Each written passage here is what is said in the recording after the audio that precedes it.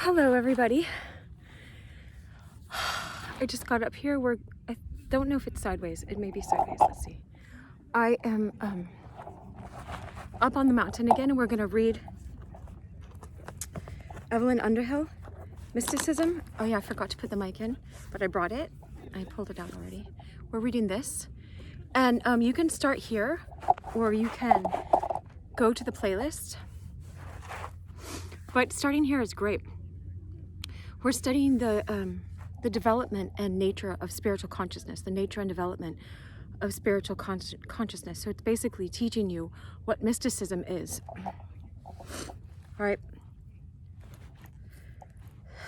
So Evelyn Underhill wrote this book in 1910, so it's free copyright, so you don't have to feel bad. I never want to take someone's stuff. You know, that's not free domain. And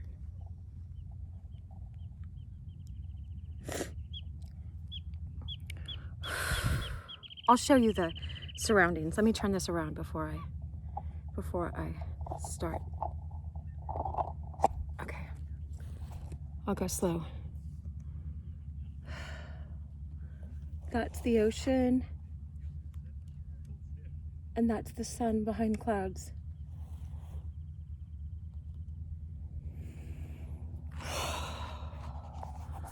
Often I turn it around. I don't know how it's gonna go tonight, but it's so much more fun to watch the sun setting, but we just can't see it. So I'll tell you where we are. We're on the chapter on mysticism and theology. Oh yeah, so C.S. Lewis was inspired by Evelyn Underhill, and they corresponded. And I write a little bit about him in the description, and there's a PDF link to this as well. All right. Hopefully that's working. I've had lots of technical issues because I'm a mystic. No, I'm a psychologist the past 20 plus years. And so, and I've had a lot of mystic experiences, but I didn't really know I was a mystic until I was reading this book for us. So go figure. It's funny. I brought my dog too. So you'll see Leia possibly. Huh, she's super cute. All right.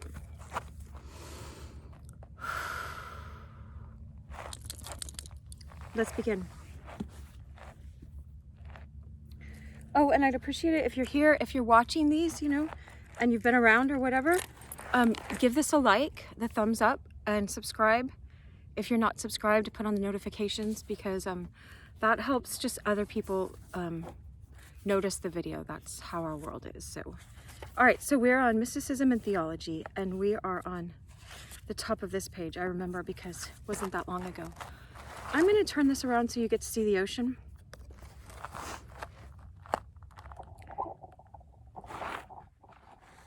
But I'm going to be in it somehow. There we go.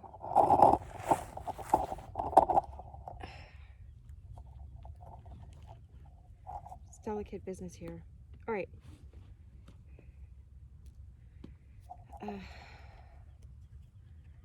She says, it's worth noticing that both the theological theories of reality, which have been acceptable to the mystics, implicitly declare, as modern science does, that the universe is not static but dynamic, a world of becoming. According to the doctrine of immanence, this universe is free, self-creative. The divine nests within it. No part is more removed from the Godhead than any other part. God, says Meister Eckhart, she says Eckhart, but it's Meister Eckhart, is nearer to me than I am to myself. He is just as near to wood and stone, but they do not know it. Oh my gosh. Okay, I'll talk to you guys while I move real quick, because on the way up here I was meditating on one verse from Isaiah. It was read this morning in morning prayers, if you understand what that is. Don't worry if you don't. I always welcome all religions here, right? That's what we're studying, mysticism and the nature of it. And but the verse was from Isaiah 5 verse 13, if you want to know where. But it said, I was just meditating on the beginning of it. It said, my people go into exile from their lack of knowledge. And the word knowledge is da'ath. It's a Hebrew word. And it's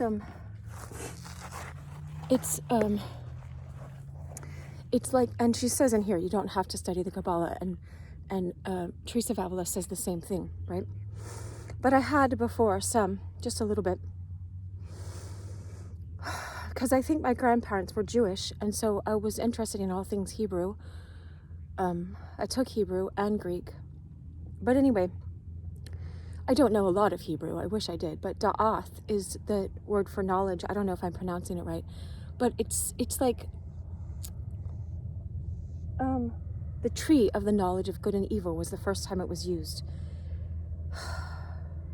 I could go a lot into all of this, but it's like, because Adam and Eve lacked the knowledge of the real love that God had for them. If you want to go with that, you can look at it as a story if you want. I'm not telling you what to look at it as. But because they didn't know God for real, right? They went into exile. And the same goes every moment with us. We go into exile as soon as we lose this present moment with God. As soon as we go to our addictions instead of God, instead of divine love. God, I call God divine love. As soon as we go into our own heads and our own egotism and our personality, instead of aligning our soul with divine love and being one in that. Anyway, so I'll read what Evelyn just said. Well, she was quoting Meister Eckhart, who I love.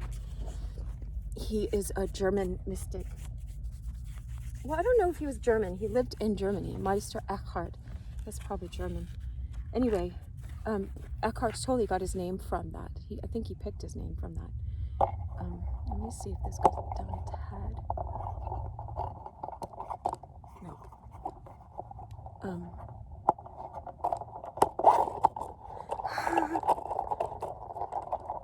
I have one hand, because I got one hand on the book. And I have Leia tied around my legs so that she didn't get away. Okay, well, I mean, her leash just is, not her. Okay, that's perfect. I love it. It's so pretty. Here, I'll put it back on the sunset. No, go back on the, okay. Oh, I love it up here. I love it. Okay, so she just said, God, says Meister Eckhart, is nearer to me than I am to myself. He is just as near to wood and stone, but they do not know it. See, they lack the knowledge of it. And so when we lack the knowledge of it, when we go into forgetfulness instead of remembrance, then we don't know God is right here in us, like breathing as us, through us. We're made out of divine love, the spark of divine love. I heard someone describe it like, if we are a drop of that giant ocean, all of that is ocean, you know? If we went back into the ocean, we'd feel ourselves as ocean, but we still are that one drop. What is it, Leia? Come on. I'll give you a little room. Come on. You want to sit on my lap? Okay. Okay.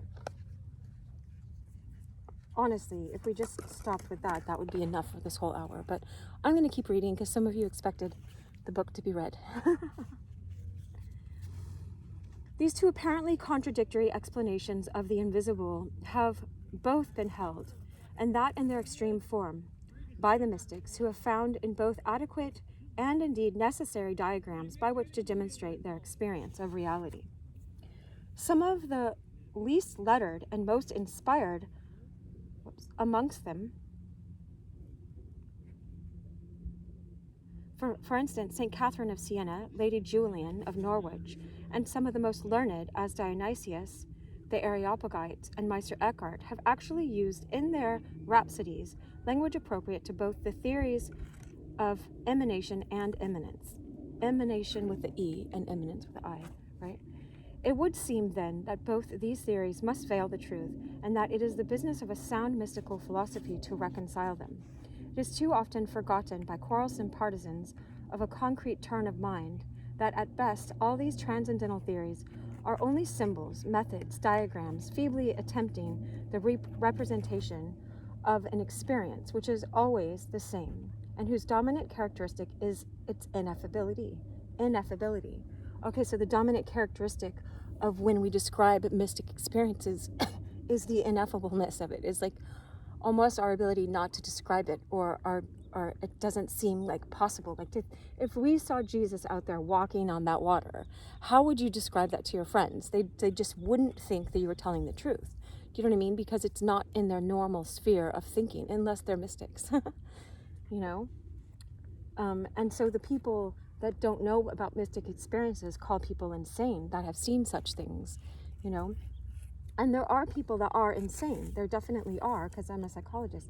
I understand that, but it doesn't mean that someone like Teresa of Avila or Julian of Norwich that has a mystical vision is insane at all. They're highly intellectual people. So is Meister Eckhart. So is St. John of the Cross. And other people. I was thinking of the guy, St. Francis de Sales. I think that's his name. Anyway.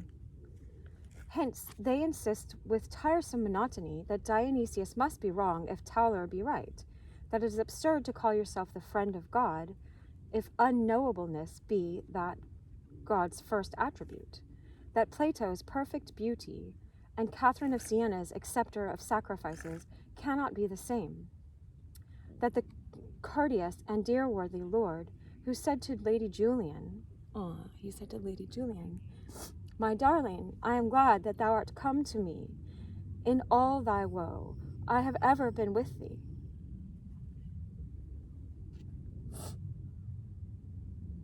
Wow. I'm like, I could have heard that on the way up, but I just did. Only like 15 minutes later, you know? And now you get to. I'm so glad. Because God tenderly spoke to Julian of Norwich, and she cleared her heart and her mind and her life so that she could be present with God and then convey that to us, you know. Then it is our second hand until it is yours first hand. And it's yours first hand always in your heart. It's always already there. He says, woe, I have ever been with thee. So, who said to Lady Julian, my darling, I am glad that thou art come to me. In all thy woe, I have ever been with thee. It rules out the formless and impersonal one of Plotinus, the triple circle of Suso and Dante. Finally, that if God be truly eminent in the material world, it is either sin or folly to refuse that world in order that we may find him. And if introversion be right, a plan of the universe which postulates intervening planes between absolute being and the phenomenal world, between absolute being and the phenomenal world must be wrong. So I think she's saying these things, they're all paradoxes and they don't seem to all be right. How can they all be right? So Julian of Norwich, that was from Revelations of Divine Love, chapter 11. Chapter X, I always say. Sometimes I don't do the math when I'm reading this because my math brain's turned off. Okay.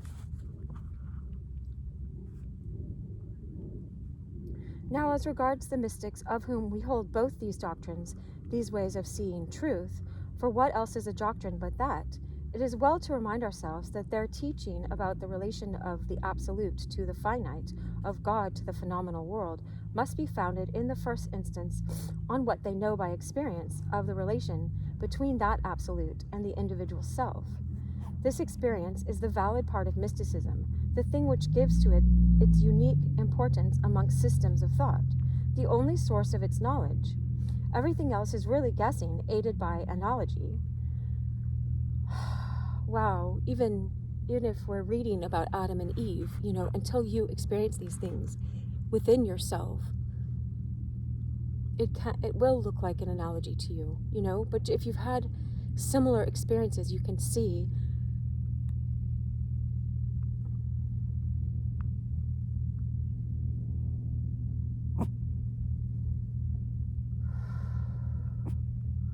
I look at it like, and I'm not saying to look at it like me, right?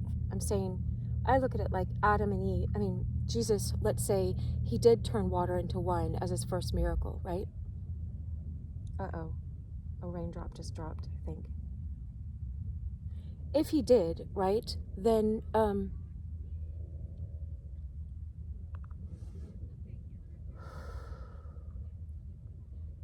why couldn't he manifest water and turn it into wine? Why couldn't he do that? That's not a problem for God to do, for Jesus to bring that experience, even though what we turn in from water, from this human being, into wine, like the Holy Spirit. We go into theosis. Orthodox say that God became man so that man could become God, that we could be theosified, we could be turned into something that we already were, in effect, but was asleep in us. But why couldn't it have actually happened that he was at a wedding and he turned water into wine? And it's like Jesus saying with the paralytic, which is easier to say, your sins are forgiven, or rise and walk? Because people were saying, the scribes and Pharisees of the time were saying, how can he say his sins are forgiven? Only God can do that. And he says, do you think it's easier to make him walk? Just so you that understand that God has given me the authority to do this, rise up and walk. You know what I mean? And so both can happen. This is going to be interesting if it's raining. My phone is waterproof, but I wondered why I brought the extra jacket. I usually don't. I want to cover the book. Aw, this is cool. This works. All right. I tell my kids, we get what we get, and we don't throw a fit. Anyway, at this workout video, he says, do your best and leave the rest behind, right? Okay, so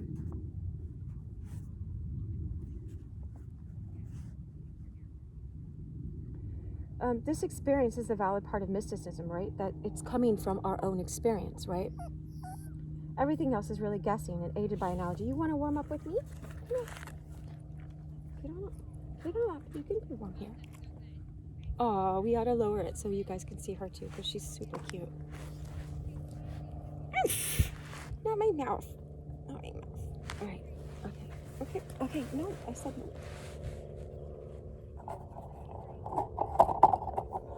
All right. Well, we'll just get her when we get her. Okay. Everything else is really guessing aided by analogy. When, therefore, the mystic, applying to the universe what he or she knows to be true in respect of her own soul,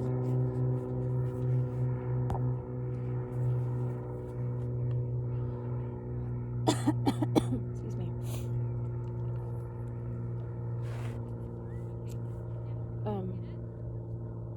describes divine perfection as very far removed from the material world, yet linked with it by a graduated series of emanations, states or qualities which have each of them something of the godlike, though they be not God.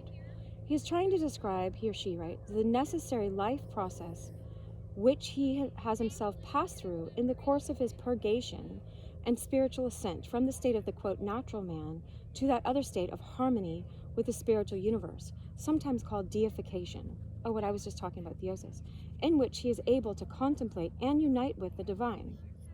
And so understand this from what she's read so far, if you haven't listened to those parts, is that it's kind of like, if you have a divine experience where you feel one with God, and let's say it's like one with the sun, the sun was shining. Once you have that experience, you just want everything of sin or of heaviness or not of love, because God is divine love, pure love. You want it all to burn off, like if you recognize, oh, I'm gold, like that's gold, and I want everything that's not gold to burn off of me. And so you go through a purgation. And, sometimes you don't want to be going through it because it's very painful. But other times you're just like, burn it all. Go ahead, take it all. Burning down the house. Okay, there's people taking pictures up there because they get this giant horizon that you're only seeing a glimpse of, a part of, If I could have the whole panorama at the same time. Anyway, I already showed you guys. You can rewind. Okay, so states or qualities be not God. He is trying to describe the necessary life process. Okay, so which he himself has passed through in the course of his purgation and spiritual ascent from the state of natural man, quote, natural man, to that other state of harmony with the spiritual universe, sometimes called deification, in which he is able to contemplate and unite with the divine. Sometimes they call it samadhi. I always misspell it, or I often do, but it's that oneness. Anyway, we have in the Divine Commedia, Divine Comedy, she's Dante, she speaks Italian, she speaks all these languages, just like Tolkien. JRR Tolkien knew 50 languages fluently, right? I wish I had got to meet Tolkien. I went to his house in Oxford, I walked to it. Anyway, we have in the Divine Comedy a classic example of such a twofold vision. Sorry, we're just dealing with the people up above. The twofold vision of the inner and the outer worlds. For Dante's journey up and out to the Empyrean heaven is really an inward alchemy, an ordering and transmuting of his nature, a purging of his spiritual sight, till transcending all derived beatitude. It can look for an instant on the being of God. Transcending all derived beatitude. It can look for an instant on the being, capital B, of God. The mystic assumes, because he always assumes an orderly basis for things, that there is a relation, an analogy between this microcosm of man's self and the macrocosm of the world self. Hence, his experience, the geography of the individual quest, appears to him good evidence of the geography of the invisible. Wow. So as inside, so it is with divine, with God, as you experience. It's just like you can look at, yes, what if the Israelites actually did go into exile and into the desert, and we find relics or something of a bunch of chariots that were buried under the sand in the Red Sea, right? What if we find those and that actually did happen, or if we have found those? I don't know. People wouldn't believe it if we did, but if we did, but it's actually also a mirror of how we, are close to God, then we turn from God, and then we become slaves to our sin and our addictions because we keep grabbing onto that, and we think our fortune and hope comes from those things. And then we go into exile, and then we're delivered, but then we go into the wilderness, and then some of us make it through the wilderness and get purified more and come into divine union and have the Ark of the Covenant, and God dwells with us, and the temple of God is within us. Why not? Why wouldn't it show up outside? It's like when they say art manifested in life or something like that, right? What do they call it? Not poetic justice, but something like that. Anyway, since he or she must transcend his natural life in order to attain consciousness of God, he conceives of God as essentially transcendent to the natural world. His description of that geography, however, of his path in a land where there is no time and space, no inner and no outer, up or down, will be conditioned by his temperament, by his powers of observation, by the metaphor which comes most readily to his hand, above all, by his theological education. The so-called journey itself is a psychological experience, the purging and preparation of the self, its movement to higher levels of consciousness, its unification with that more spiritual but normally subconscious self which is in touch with the transcendental order, and its gradual or abrupt entrance into union with the real, with a capital R.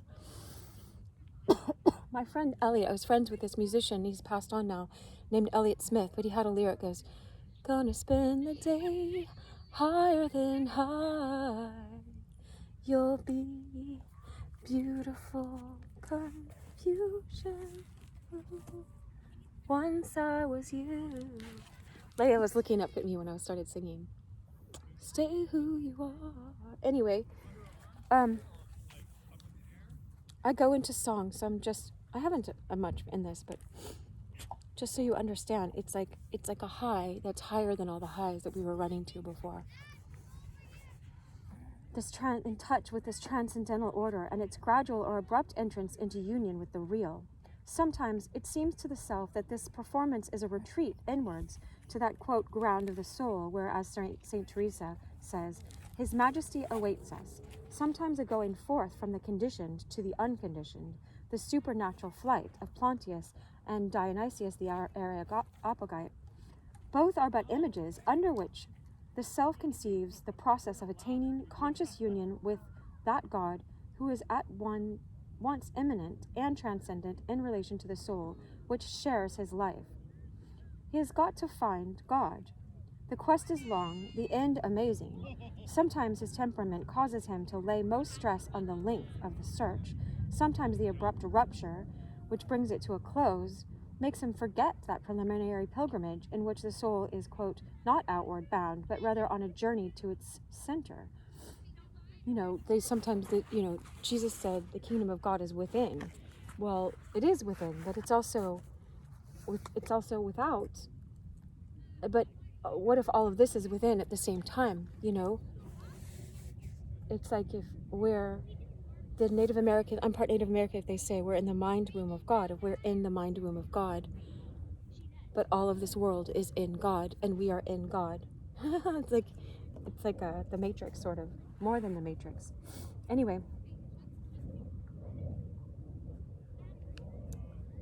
the habitations of the interior castle through which St. Teresa conducts the ardent disciple to that hidden chamber which is the sanctuary of the indwelling God, the hierarchies of Dionysius, ascending from the selfless service of the angels past the seraphs' burning love to the God enthroned above time and space, the mystical paths of the Kabbalistic tree of life. And that's what I was going to say on the top of the tree of life is knowledge, knowledge and wisdom, Hokmah. It's a deep, deep kind of knowledge, though, but you can understand it, like, in a simplistic term. They didn't know that God was so loving, and he wanted to have a loving, intimate relationship with them, even though they walked with God, and they tried to grab it a different way. And so I saw a vision of that today. It's like when you grab something else, it's like St. John of the Cross talks about this, I think it's St. John of the Cross, that the light that you're grabbing blocks the true sun. So it's kind of like if I blocked the camera, you wouldn't see the true sun because your hand is in the way. And even Bruce Lee says that you must empty the cup, empty the cup. And these are just words unless God grants you a grace of experiencing it in some way, which you can. You always can. You can in a sunset. You can in the middle of this video. Just relax and let go and stop trying to control it all and ask God not to give you a vision, just to be present with you, because he already is. He, she, God is beyond that. So it's paths and the mystical paths of the Kabbalistic tree of life, which lead from the material world of Malkuth through the universes of action and thought by mercy, justice, and beauty to the supernal crown. All these are different ways of seeing the same pilgrimage. So these are the same pilgrimage, just seen in different ways. That is from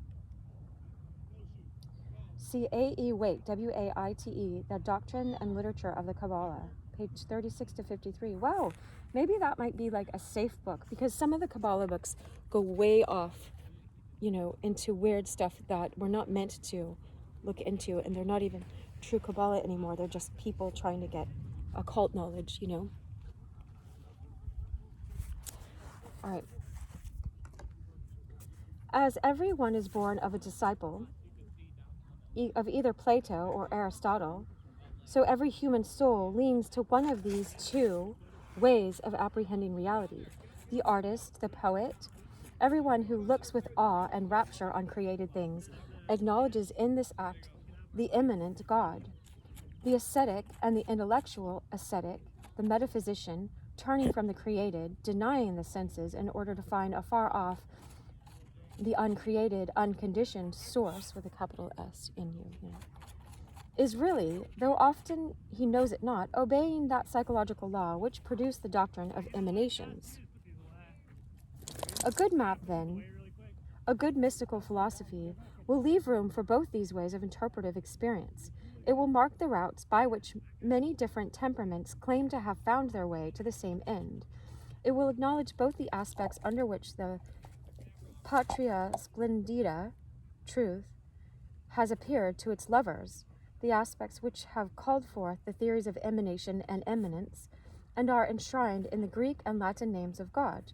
Deus, D-E-U-S, whose root means day, shining, the transcendent light, and Theos, so Deus must be Latin because I know Greek is Theos, whose true meaning is supreme desire or prayer, really, the inward love. Wow, that's so cool. Theos, the word God means the inward love, capital I-L. I always say divine love, but I like the inward love. Do not contradict, but they complete each other. So this day shining, the transcendent light, you know. Oh, look at the sun. Oh, I hope you can see it. Right when we said that. Oh, you can't see it. Maybe if I turn the light on me, it will show up. I can't zoom in right here. It's like the reddest red sun right over the mountain. Maybe if I put a filter on, we'll be able to see it later.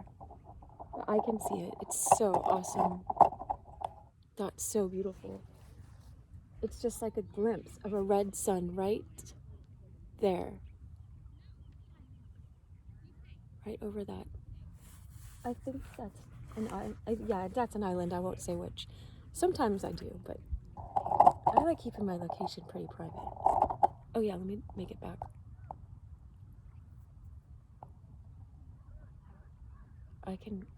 I can do the darkness. I didn't know I could do this mid. Anyway.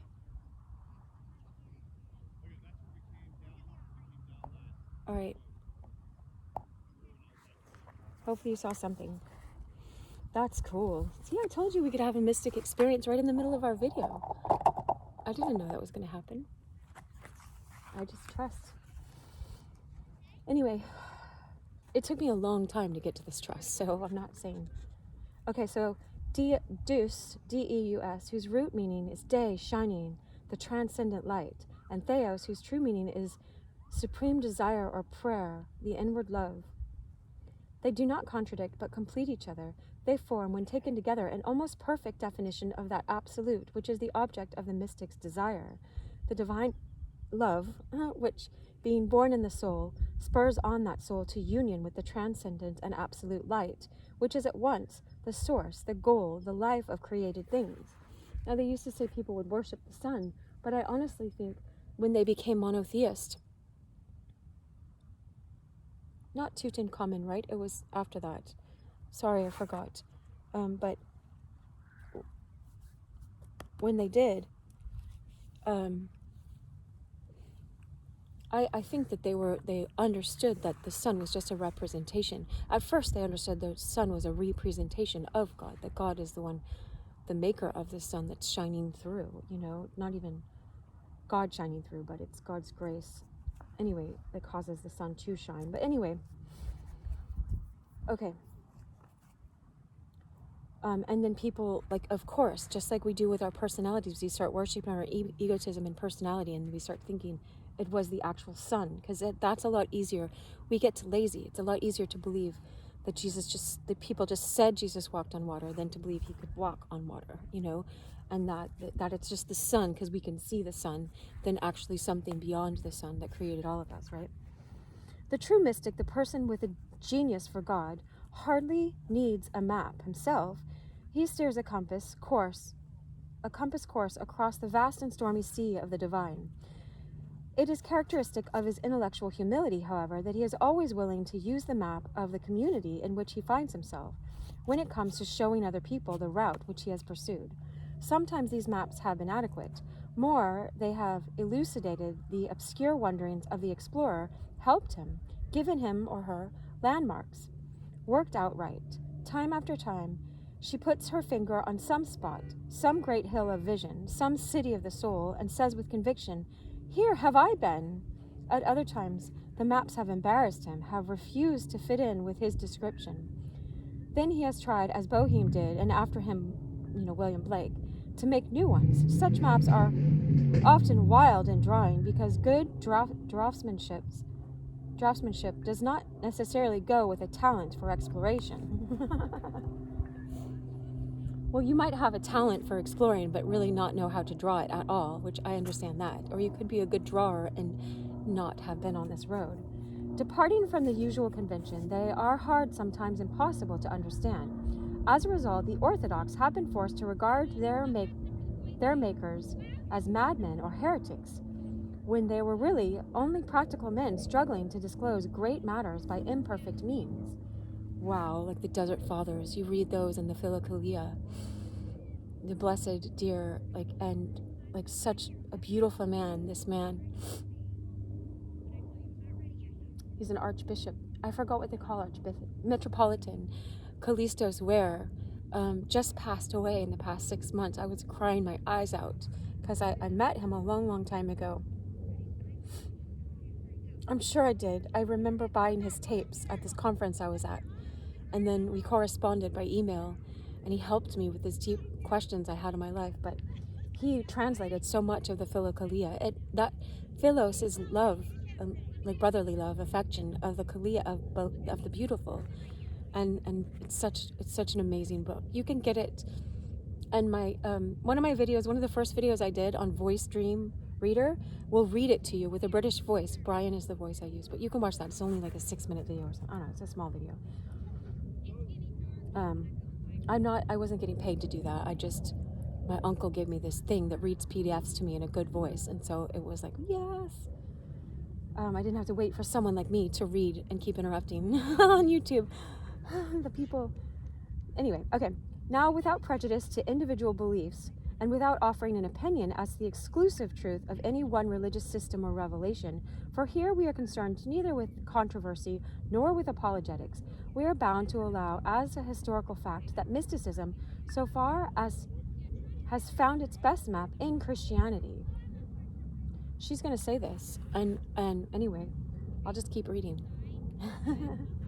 Christian philosophy, especially that Neoplatonic theology, which taking up and harmonizing all that was best in the spiritual intuitions of Greece, India, and Egypt, was developed by the great doctors of the early and medieval church, supports and elucidates the revelations of the individual mystic as no other system of thought has been able to do. You know, even if you think of some of the Christian mystic that I read who said that the Buddha predicted that Christ was going to come. He saw that God was going to come on earth, and he predicted it 300 years before he came, you know? But I want to find where that is. If anyone finds that before I find it, put it in the comments, right? They like not, those things not being easily findable, but I trust this man that said it, you know, as far as put not your trust in man. We owe to the great fathers of the first 5 centuries, to I'm gonna cry. Sorry, to Clement of Alexandria, and Irenaeus, and Gregory of Nyssa, NYSSA.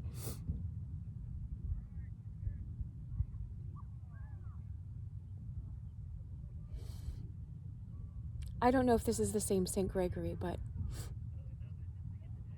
my son was in ill health, and someone said, anyway, I'll just leave it deep in my heart for now. And Augustine, it's just so great that his name just came up. It's like we just bumped into him on the road, you know, this St. Gregory. Anyway, it's really tender and sweet. And Augustine, above all, to Dionysius the Areopagite, you know, who combined these things from other places. Even St. Augustine, I know a quote from St. Augustine, and it was in the footnotes, but still, it's St. Augustine nonetheless, as far as I could read. He said the thing that we now call Christianity was here before Christianity came about. It's just, and I don't want to get into apologetics, and I'm not trying to contradict anything that the church says at all. But anyway, the great Christian contemporary of Proclus, Proclus, the preservation of that mighty system of scaffolding which enabled the Catholic mystics to build up the tower and bulwarks of the city of God, the peculiar virtue of this Christian philosophy, that which marks its superiority to the more coldly self-consistent systems of Greece, is the fact that it restates the truths of metaphysics in terms of personality, thus offering a third term, quote, a living mediator between the unknowable God, the unconditioned absolute, and the conditioned self. Wow. This was the priceless gift which the wise men received in return for their gold, frankincense, and myrrh. The wise men that knew that Christ was coming, that were different religions, that came from the East to his birth. I hope I get to post this video around that time. I've got about 3 more of these to post before that, but I hope to. That will be so good. I love the story of the wise men coming to Christ's birth. One of them, all of them, 3 kings, broke his sword before Jesus. That's the story. I'm sticking to that one, but anyway, it's not Holy Scripture, let's say, but they did come in the Holy Scripture. You see that? Oh, if I remember, I want to put, there's this beautiful thing that these kids in New Zealand did of the Christmas story. It's so good. It's so beautiful. It's the best. It's the best because it takes you out of your mind and into your heart. It's so good. This was the priceless gift which the wise men received in return for their gold, frankincense, and myrrh. This solves the puzzle which all explorers of the supersensible have sooner or later to face.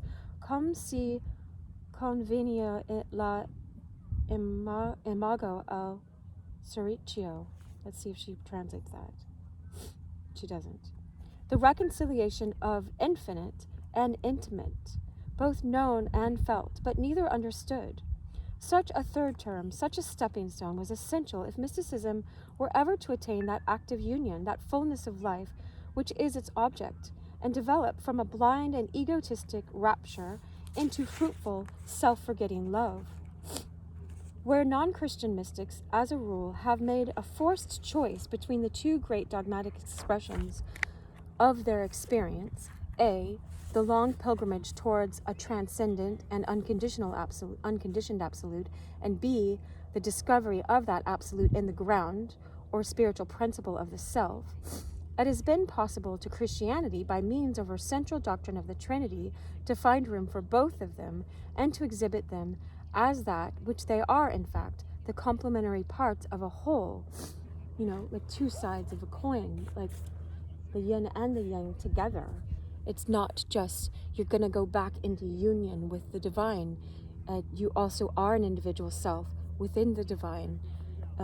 It's like God is God and became man, and we can become little gods. It says little g with a little g. But anyway, even Dionysius, the godfather of the emanation doctrine, combines with his scheme of descending hierarchies the dogma of an indwelling God, and no writer is more constantly quoted by Meister Eckhart, who is generally considered to have preached immanence in its most extreme and pantheistic form.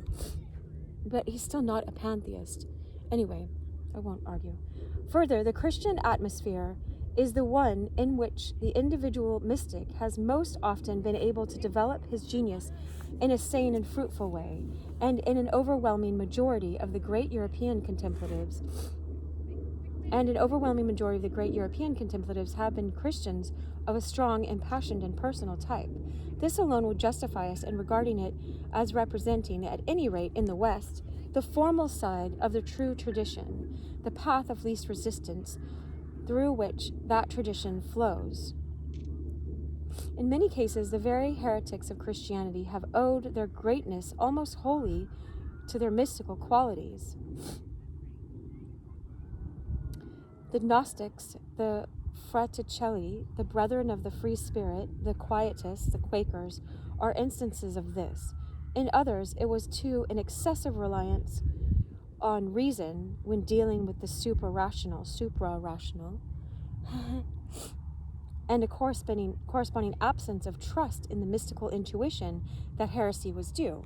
So they're too intellectual or lacking of trust. I was watching a John Butler video the other day. He's so great. And he said, if he actually knew what it meant to put your trust in God, then he would have understood this so long ago, to actually put your whole trust in God, like surrender everything like Jesus did, on the cross. He laid down his own life. No one took it from him. He surrendered that, and you know God fully when you do that, when you fully put your trust in him. The greatest mystics, however, have not been heretics, but Catholic saints. She calls Catholic, I think, as the universal, because she's Anglican. Evelyn Underhill was, but Catholic means universal, like all orthodoxy, true Orthodox, true whoever actually follows the real Christ, not this made-up imagination, which we all our idols are meant to be burnt and cast down, whatever. We have our idea of God, and God keeps breaking that and giving us a bigger understanding. In Christianity, quote, the quote, natural mysticism, which, like natural religion, is latent in humanity, and at a certain point of development breaks out in every race, came to itself, and attributing for the first time true and distinct personality to its object, the capital O, brought into focus the confused and unconditioned God which the Neoplatonism had constructed from the abstract concepts of philosophy blended with the intuitions of Indian ecstasies, and made the basis of its meditations on the real. It is a truism that the real claim of Christian philosophy on our respect does not lie in its exclusiveness, but in its Catholicity. She's talking about the word Catholic means universal, and so it's not like a universal church like that, but it's bringing in all truth is God's truth, the highest truths, into a map that we can understand the most. Why not, But I'm not. Anyway, she'll explain it more, so you see that no one ought be offended, because it includes everything true and goes beyond that. I hope I spoke that right. Anyway, but in its Catholicity, in the fact that it finds truth in 100 different systems, accepts and elucidates Greek, Jewish, and Indian, Eastern thought, like Asian, fuses them in a coherent theology, and says to the speculative thinkers of every time and place, whom therefore ye ignorantly worship, him declare I unto you. They were worshiping, right? And here she's declaring it. It's like when Paul said, you worship the unknown God. This is the one. This is the unknown one. This is divine love. This is the light from all light, where it all comes from.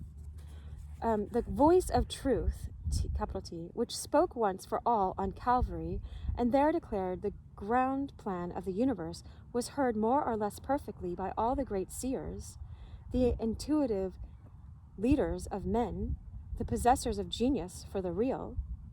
There are few of the Christian names of God which were not known to the teachers of antiquity. To the Egyptians he was the Savior, to the Platonists the good, beautiful, and true, to the Stoics the Father and Companion. The very words of the fourth Gospel are anticipated by Cleanthes, Cleanthes. Cleanthes. Heraclitus knew the energizing fire of which the Saint Bonaventure and the Mathilde of Magdeburg speak. Countless mystics from St. Augustine to St. John of the Cross echo again and again the language of Plotinus. It is true that the differentia which mark off Christianity from all other religions are strange and poignant, but the very differentia make of it the most perfect of settings for the mystic life. Its note of close intimacy, of direct and personal contact with the spiritual reality given here and now, its astonishing combination of splendor and simplicity, of the sacramental and transcendent, all these things minister to the needs of the mystical type. Hence, the Christian system. I know a mystic that said, yes, these truths can be found in other religions, but if you've already found this Christianity, then why go into all these other gardens when it's all of that is in here and more? But I'm not excluding anyone. She'll explain it a lot better. I just trust she will. I haven't read it, but I just know she will because of how she's spoken so far. Hence the Christian system, or some intolerable imitation of it has been found essential by almost all the great mystics of the West. They adopt its nomenclature, explain their adventures by the help of its creed, identify their absolute with the Christian God. Amongst European mystics, the most usually quoted exception to this rule is Blake. I think she's talking about William Blake. I'm not sure. I've said it earlier, so someone can put it in the comments. Yet it is curious to notice that the more inspired his utterance, the more passionately and dogmatically Christian even this hater of the churches becomes. Must be him. And then there's a poem here. We behold where death eternal is put off eternally. O Lamb, assume the dark satiny body in the Virgin's womb. O Lamb divine, it cannot thee annoy. O pitying one, thy pity is from the foundation of the world, and thy redemption begins already in eternity. That's from something called Vala, V-A-L-A. Anyway, this is the doctrine of the Incarnation in a nutshell. Here, St. Thomas himself would find little to correct. Of the two following extracts from Jerusalem, the first is but a poet's gloss of the Catholic's cry, O Felix culpa.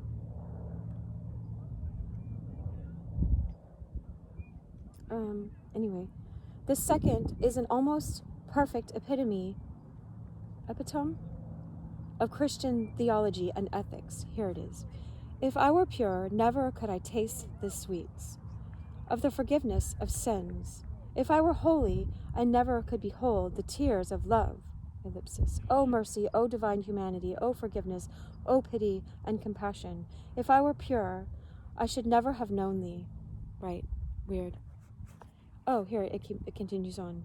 Wouldst thou love one who never died for thee? Wouldst thou love one who never died for thee? Or ever die for one who had not died for thee? And if God dieth not for man, and giveth not himself, finally, for man, man could not exist, for man is love, as God is love. Every kindness to another is a little death in the divine image. Nor man can exist but by brotherhood. Wow. You've got to see the night. I mean, this is what it looks like to me. It's all red.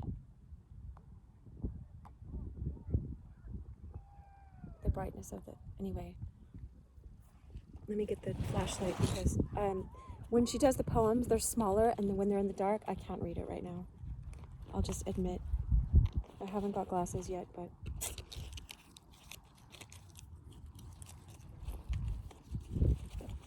I'm in a tiny bit of a denial, but I don't mind. I did bring a flashlight now, a working flashlight. Well, I mean, I'll say it was working before I left last time. What needs to be emphasized is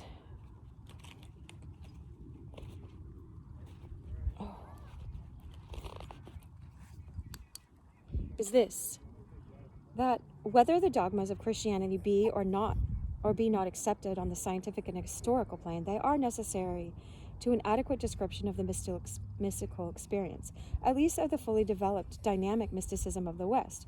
We must therefore be prepared in reading the works of the contemplatives for much strictly denominational language, and shall be wise if we preface the encounter by some consideration of this language and of its real meaning for those who use and believe it.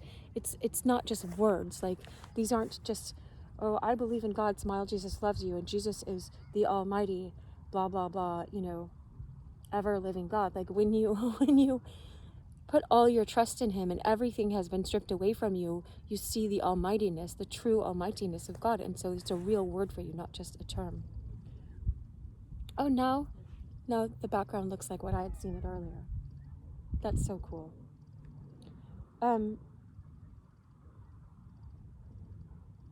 No one needs, I suppose, to be told the two chief features of Christian schematic theology are the dogmas of the Trinity and the Incarnation. Carne is like meat, incarnation is in meat, that God came in a body. We were given a body.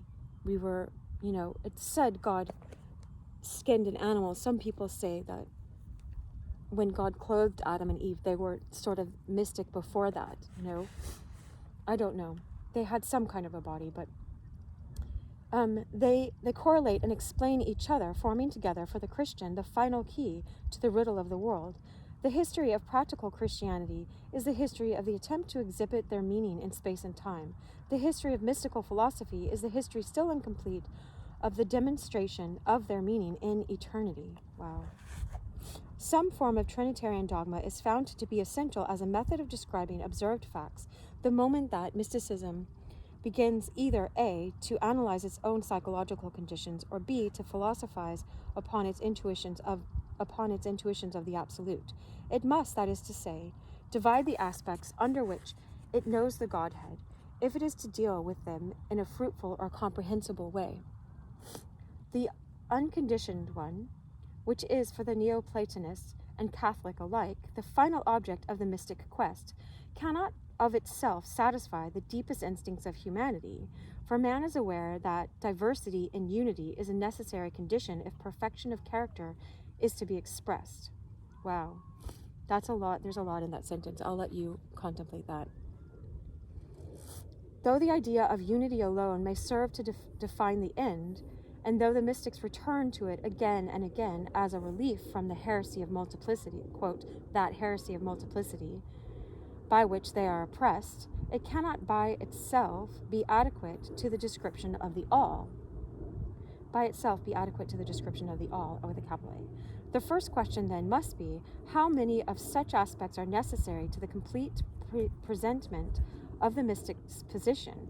How many faces of reality does he see?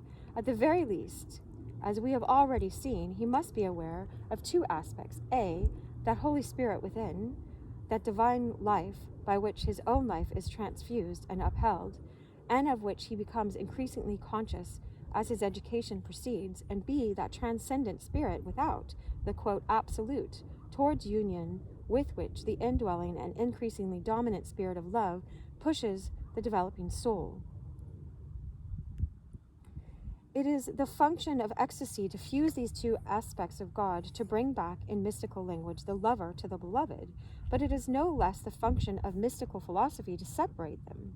Over and over again, the mystics and their critics acknowledge, explicitly or implicitly, the necessity of this act, to separate and then together. And, thus, even the rigid monotheism of Israel and Islam cannot, in the hands of the Kabbalists and the Sufis, get away from an essential dualism in the mystical experience. According to the Zohar, says Mr. A.E. Waite, its best modern student of 1910, that's the book I mentioned earlier, quote, God is considered as immanent in all that has been created, or emanated, and yet is transcendent to all. That's awesome. Quote, God is considered as immanent in all that has been created or emanated, and yet is transcendent to all. So too the Sufis. God, they say, is to be contemplated outwardly in the imperfect beauties of the earth, inwardly by meditation. Further, since he is one, and in all things, to conceive oneself as separate from God is an error. Yet only when one sees oneself as separate from God can one reach out to God. Thus Delacroix, speaking purely as a psychologist and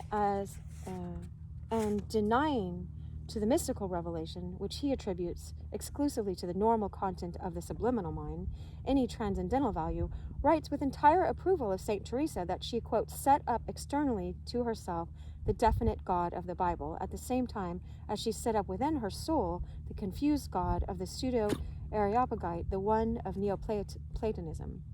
The first is her guarantee of the orthodoxy of the second, and prevents her from losing herself in the indistinction which is non-Christian.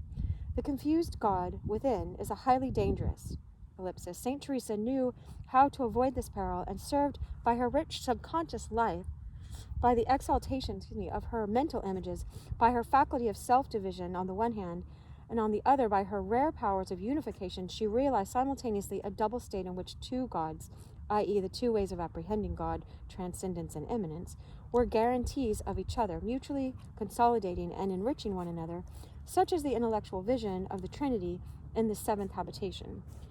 It is probable that Saint Teresa confronted, so that's the end of that quote by this Studies of Mysticism psychologist guy. It's probable that Saint Teresa, confronted by this astonishing analysis, would have objected that her Trinity, unlike that of her eulogist, consisted of three and not two persons. His language concerning confused interior and orthodox exterior gods would certainly have appeared to her delicate and honest mind both clumsy and untrue. Thank God. Oh, the sky is so beautiful. Wow.